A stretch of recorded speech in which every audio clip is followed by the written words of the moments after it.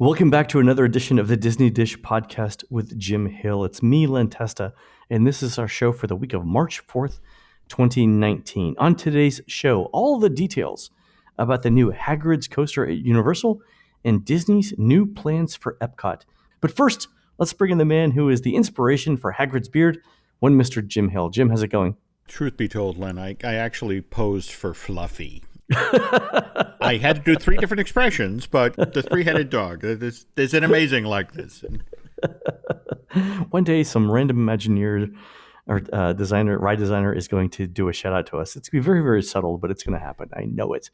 All right, Jim, before we talk about all the new details here and we talk about the latest news, let's do a quick shout out to our subscribers over at disneydish.bandcamp.com. Thanks to new subscribers, Dearest Scooter, Debbie and Rue, and Jim, am I understanding this correctly? Your ex-wife, Fab Shelley? Well, yeah. There's certain photographs. I don't want to get into it, but yeah, she's a subscriber now. Also, longtime subscribers, Polymon, Paul S., and Jeff MC. Mm-hmm. You know, Jim, I was wandering through the Canada Pavilion last week, and it occurred to me that the whole thing needs some sort of interactive element. And you know what I thought, what I had as an idea for that interactive element? I'm shuddering, but go. An axe throwing contest. Like right up on the elevated stairs, we get a bunch of people, a dozen axes, and a couple of targets, and we just start throwing, maybe while yelling in our best Canadian accents. We're just talking about my ex-wife, so handing her an axe. Coincidence. Could I perhaps be behind it as opposed to standing in front? And because they're Canadians, it wouldn't really be a competition because everyone's way too friendly. Oh, sure. For that, Jim. And that's where I think it would be great to have Dearest Scooter, Debbie and Rue, Fab Shelley, Polymon, Paul S., and Jeff MC to run this axe throwing thing in Canada because they're the kind of friendly, supportive people that you want when you start tourists chucking around sharp forestry equipment, right? Again, it's a plan, Jim. It's a plan. I just want to stress to the Disney lawyers that, again, it was Mr. Testa that floated this. Leonard Testa. Let me know if you need the address to send that cease and desist. There we go. So. What am I saying? They already know the address. That's fine. There we go. So.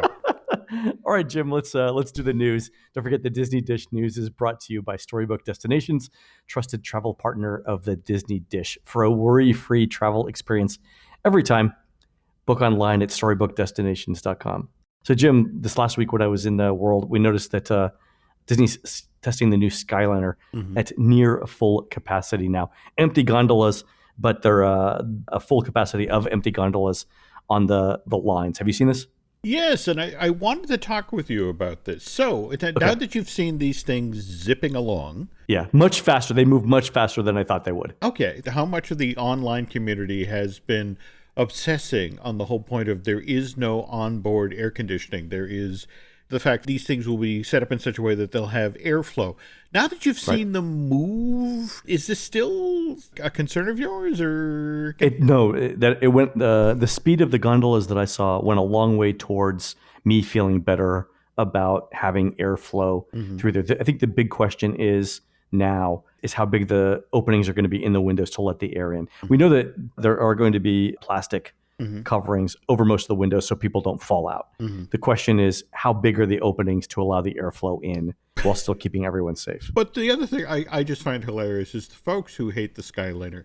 In fact, just this past week, there was an incident, SeaWorld San Diego, where their gondola system got shut down due to high winds. And it was just one of these things where immediately you see, this is why, because, of course, we never have high winds in Florida. And it's like, guys, this is a system that was put in place in the 1970s, whereas, this is a brand new state-of-the-art system being, installed in 2018, 2019.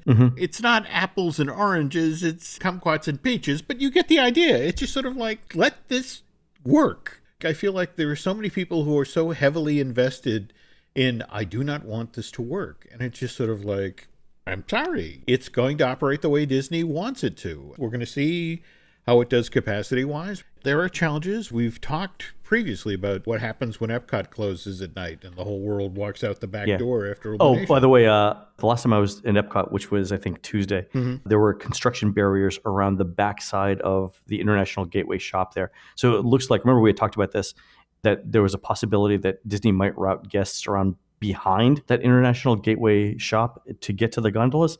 It looks like there's some sort of clearing going on there for that now. Mm-hmm.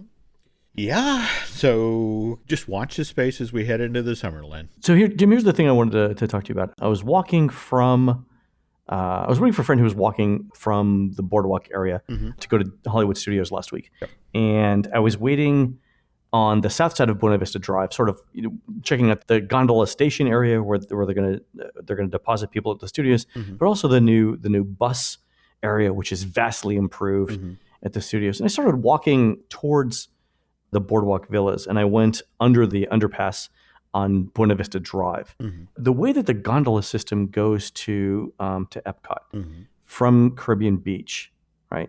If you're thinking about it on a map, the logical thing that Disney should have done if they wanted to minimize the distance, right, the cost of stringing all these lines, was to go from Caribbean Beach and angle the line up towards Epcot. So imagine a clock face where Disney's Caribbean Beach Resort is the center of the clock. Okay. They would have run the line so that the clock hand was pointing at about 10 or 11 o'clock to get to Epcot. Makes sense. Instead, they pointed it down to like the 8 o'clock position to a point between the studios and the Epcot resorts right around Buena Vista Drive. So they went down when they should have went up. And I was standing there thinking, why on earth would they have done that rather than put it on the other side closer to Epcot?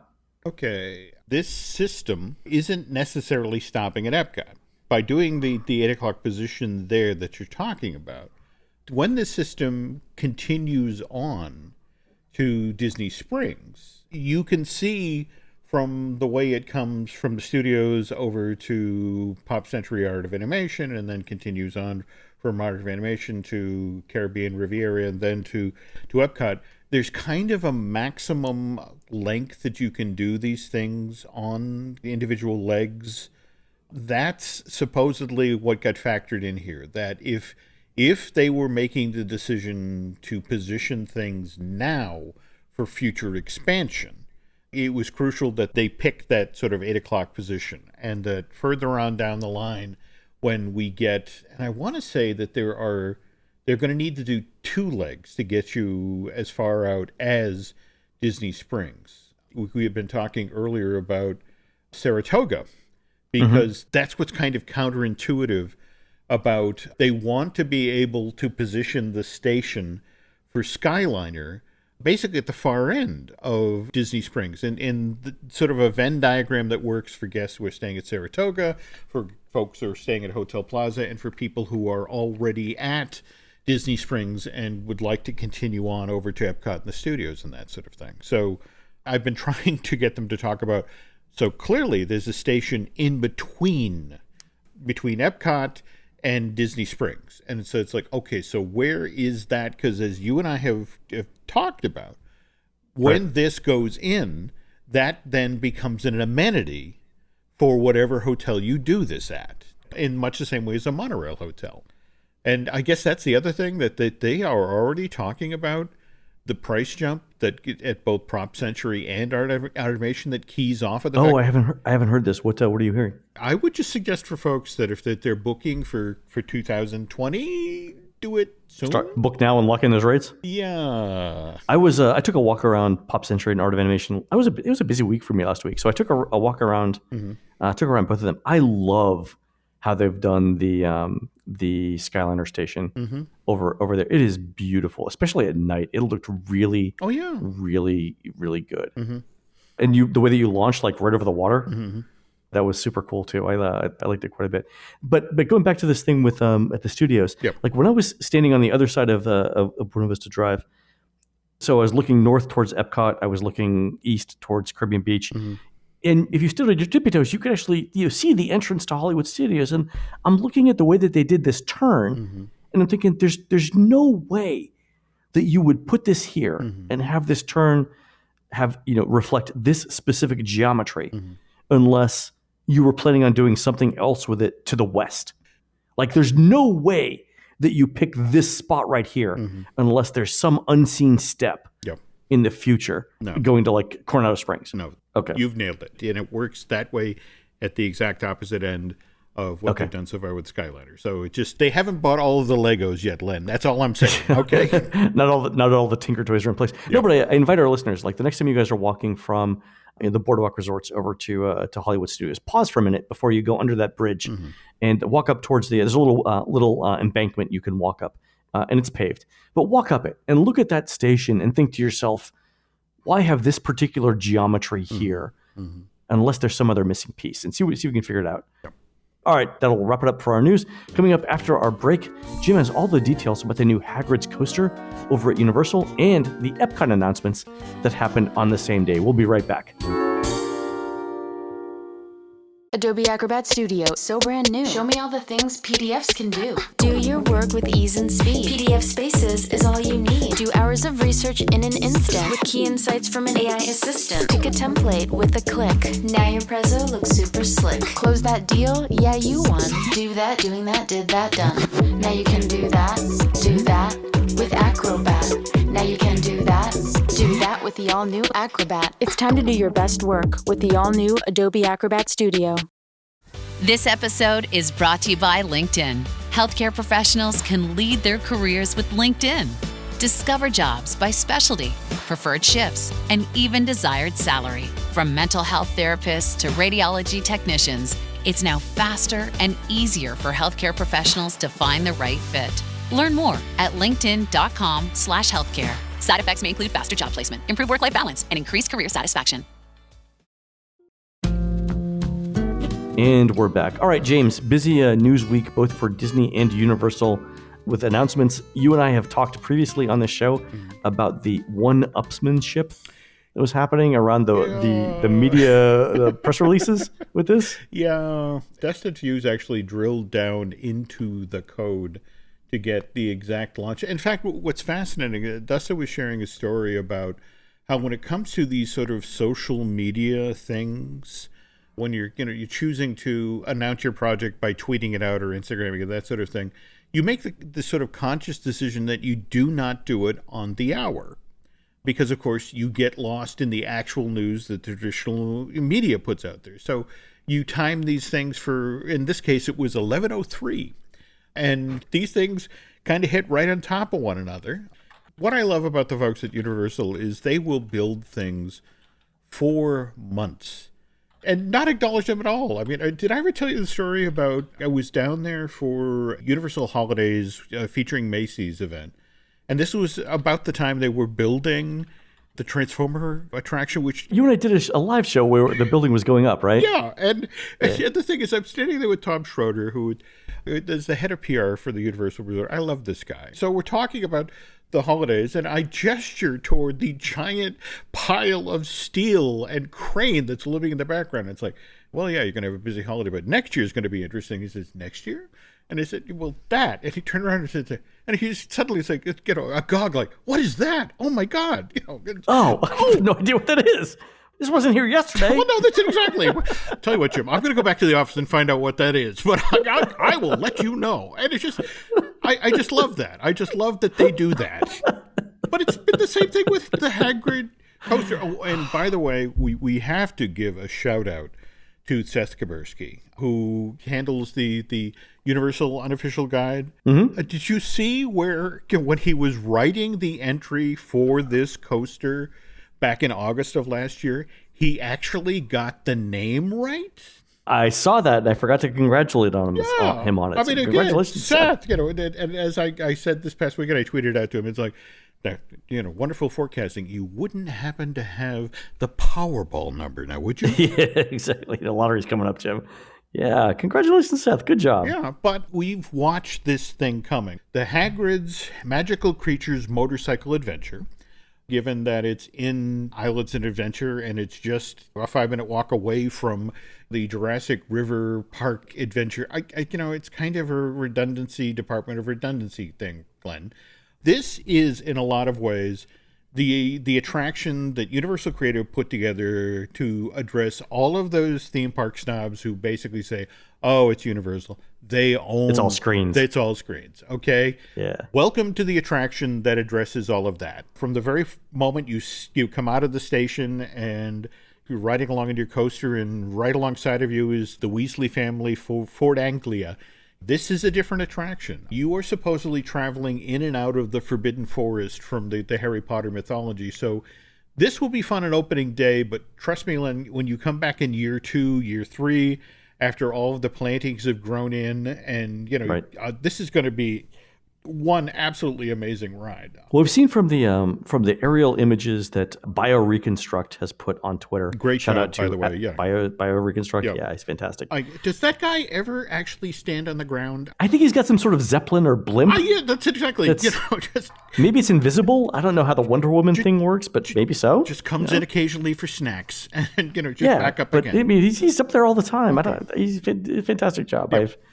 But starting, I think, late last year, you saw from the images that BioReconstruct was putting out that they're starting to put the forestry elements in place. Oh, yeah. And there's a lot of trees there, Jim. There's a lot of trees going in. There are. There's also almost startling number. Again, this is a storytelling coaster. In fact, what's kind of interesting is, remember, that was the same way they described the Guardians attraction that's being built at Epcot. Of course, the Guardians coaster, the cars themselves will turn, so you will be facing individual show scenes, which wonderful innovation, especially when they did it first with Escape at Gringotts. What's great about this one is there's supposedly 19 different show scenes. 19 on a coaster? Yeah. How long is this ride going to be? I'm being told it's a 4.5, 4:45 long ride experience. They've got to start doing the water dummies. Oh, right. Okay. You don't get real ride time, a sense of real ride time till you get weight in the coasters.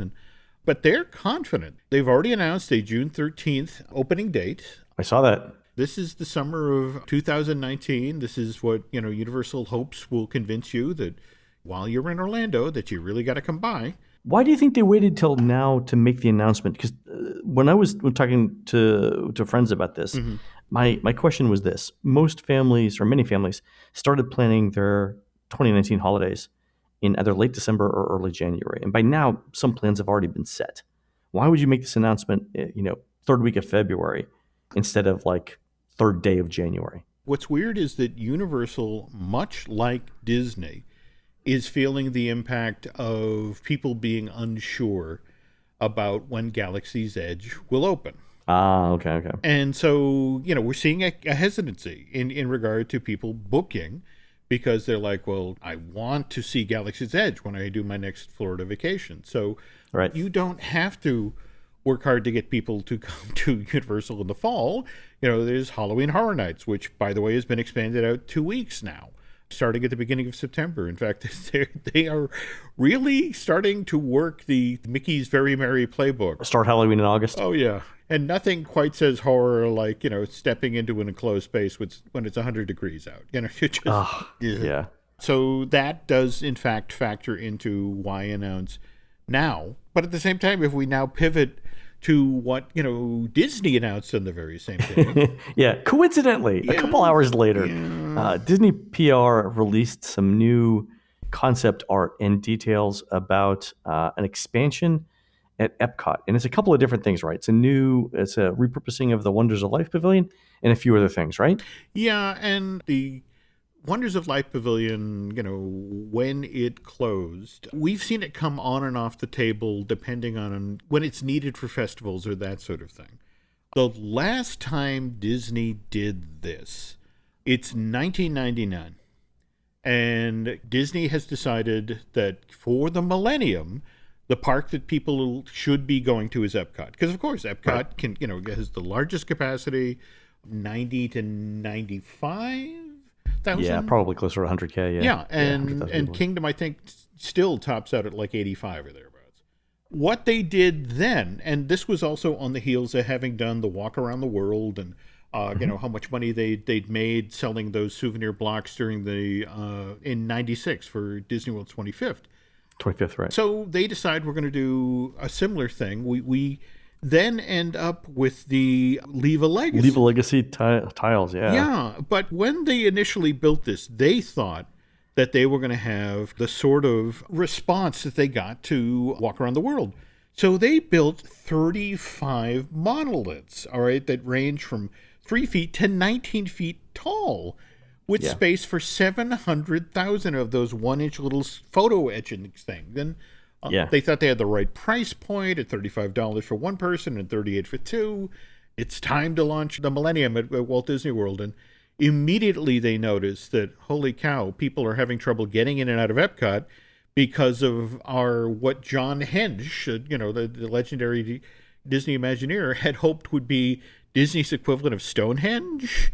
Don't get me wrong, I love John Hench. Mm-hmm. This was a horrible design. It was really, really badly done. It was the first time that Disney felt that computer modeling bit them in the butt. Oh, because they modeled it and it looked better? Well, yeah, they had this amazing piece of animation which sort of flew you up to the point between the two sets of monoliths, and how they beautifully framed Spaceship Earth, and you had the Mickey arm with the 2000 at the top. And it was like, oh, that looks beautiful. Let's definitely build that. And then it's when you put it in the ground, it's like, oh my God, we didn't think about the people who were coming in and out of the park. Right. And I gotta say, from eye level, it's just not. No, great. And never mind the fact that, again, you created these giant sheets of metal on stone and placed them in the Florida sun. Just talk to the people in first aid, and they will tell you stories about I'm just going to lay on this thing for a moment and there's now you've got the inverse image of 1,000 people. There we go. Seared on your thighs and back. Yeah. Oh God. So here we are 20 years later, 2019. And we're in the exact same situation. We're about to make Epcot the place you have to go for Disney's 50th. And it's like, well, ahead of that, geez, let's get this Leave a Legacy thing, which, by the way, they never managed to fill all 35 of the monoliths. I want to say they got as high, and they began to scatter them to try to make it look like they were doing better than they did. I think they got 17 of them wound up with photos on them. Not even halfway. And I think some of them aren't completely full either. No, not at all. So they're moving that out, in the parking lot, and you're walking up toward the entrance of Epcot. To your left, there's that little park area. Oh, it's going to be over there? Yeah. The joke in Imagineering is like, wow, the go visit your family and smoke area. whatever you call it. Because that's it's ultimately going to default to. That's just how it's going to be. And again, we're back to what they did over at Animal Kingdom to clear the walkway, to make it easier for people to get in and out of the park. On the other hand, if we're talking about what they're doing with Wonders of Life. Yeah, new play pavilion. Let me tell you a story. Go ahead, Jim. I'm sitting back. Bob Chapek, for the longest time, has wanted to do at Disneyland what he calls a black box. The idea is to have this space within the Disneyland park where, say, for 3 or 4 months out of the year, you could bring back a beloved Disneyland attraction. A comparison would be, like, wouldn't it be cool if you were in Florida and Mr. Toad's Wild Ride came back for just a short period of time? Right. Okay. Inside of it, you had a ride system in place that would allow you to do this, that you could swap out show scenes or swap out sets or that sort of thing. Okay, I'm with you so far. Okay. Doesn't sound like a bad idea. Okay, so if you know that Bob has wanted to do this for years, take a look again at the concept art for the interior of the Play Pavilion. And notice, for example, you have these an electronic marquee that has an image of Joy from Inside Out. Or if you look across the way, there's Marie, the cat from Aristocats. This is what this space is going to be. The attractions within this space will change. Some of them will be film-based. Some of them will be virtual reality-based. Every time you come in here, there will be something new. Sometimes it will be tied to an animated film that's coming out soon. Sometimes it will be tied to a classic Disney property that the company's putting on a Blu-ray or DVD. But it will be constantly changing. And the other thing that the Imagineers are mostly excited about is, in a weird sort of way, this will allow them to test drive IP and see what people respond to. From a downside point of view, I have to tell you that right alongside of this black box initiative that Bob has been talking up for years, right, there were a number of Imagineers who were really, really, really, really pushing for the Wakanda basically the Sure. Wakanda Outreach Embassy. At Wonders of Life. Yeah, well, and the thing is that if you remember from the movie Black Panther, when they showed you the shield that hid Wakanda, Right. It looked like the dome of it did. And ultimately what bit them in the butt here is that what they wanted to do was to repurpose the motion-based simulators from Body Wars. And the idea is that because of the way the master licensing agreement with Universal Parks and Resorts was structured with the Marvel Entertainment Group back in March of 1994, Black Panther is a character that is covered by this. Right. But here's the thing. His royal guard is not. His sister is not. So if Black Panther really isn't in the pavilion, if you can only see him from the simulator ride, are we technically in violation of this East of the Mississippi contract? And I guess ultimately Disney Legal came down and said, well, yeah. And then the other thing somebody in Florida had to point out to the managers in California is like, you understand we've been stripping the parts off of the old Body War simulators to keep the Star Tours simulators up and running. Yeah. There's no simulator that's going to happen there. Yeah. So in the end, that didn't happen. But at the same time, we go from, a pavilion that focuses on one IP to a pavilion that potentially will simultaneously celebrate 2 and 3 different IPs. And every time you come in, we'll have something different. The other reason this is coming back online now, out ahead of the 50th anniversary, is given the size of the crowds that are anticipated, they need it. They need this capacity. They need 2 and 3 other rides up and running just for the number of people who are going to be coming into this park each night to see Illuminations. And by the way, did you see from the Princess 5K event this past weekend, all the people who were taking pictures of the barges that were out on World Showcase Lagoon, putting the stuff into place for our new Illuminations? Yeah, there's a ton of construction going on in World Showcase Lagoon. Some of it is on the islands where they're adding electrical components and other pieces of infrastructure, but they're also sinking pilings into the lagoon. And I'm assuming that that's for some sort of either show infrastructure or a building or something like that. Something else will be there as well. Well, remember, again, we're going to have a lot of water screens of characters. Oh, so that's for the water screen stuff. Yeah, this is an IP-driven show. The other reason why I thought Disney was bringing back the Wonders of Life Pavilion into a play pavilion is this. It's right next to the entrance to Guardians of the Galaxy. So for people who walk all the way over to that side of the park only to see a 4 or 5 hour wait in line, they might want to take younger kids into the play pavilion and let them blow off some steam while everyone else is waiting in those lines. No. You've definitely nailed part of the Venn diagram here. We're just this side of Disney Plus launching. Oh, they could promote Disney streaming things on it too. There we go. Got it. All right, Jim, thanks for enlightening us on what's going on both at Universal and at Epcot. Folks, that's going to do it for our show today. Our next show probably will be about Galaxy's Edge if it isn't already out. So go listen to that, kids, and we'll see you again real soon. Don't forget, we're produced fabulously by Aaron Adams, whose voice I'm desperately trying to program into my Amazon Echo so I can say Aaron instead of Alexa. Don't forget to go onto iTunes and rate our show and tell us what you'd like to hear next. Virginia, this is Len. We'll see you on our next show.